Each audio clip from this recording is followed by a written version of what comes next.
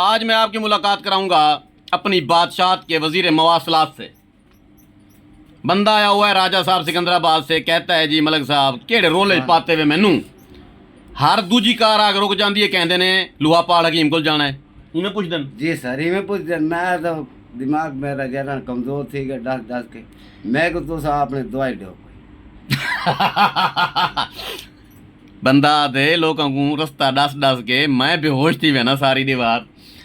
ठीक है, अल्लाह गवाह है, अल्लाह गवाह है, अल्लाह गवाह है, सच्ची का बेहोश थी मैंने।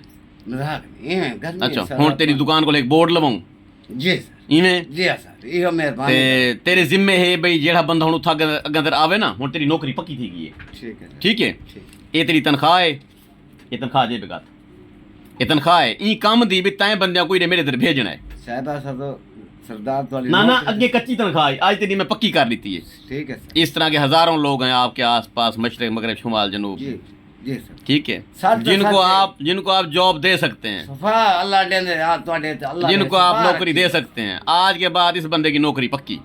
ठीक है, काम इसका ये है, इसने हर कार वाले को अपने उधर सिकंदराबाद चौक में रोक लेना है, पिस्तौल काट गिनने।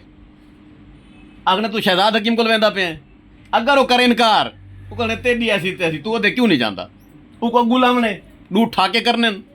ठीक ठीक या को भजा के बंदे को मेरे को घेना हमने, भावे बीमार है तां भी घेना हमने मेरे को, वो बंदा बीमार ना होवे तां भी को मेरे को घेना हमने। ठीक है सर, तेरी नौकरी पक्की हो गई सरदार। ठीक ठीक ठीक या पिस्तौल है तेरे को वो भी ले बात चलो एक पिस्तौल ही घेन देने हैं। ओके जी, best of luck Shahzad Hakim, Shujabad जिंदाबाद।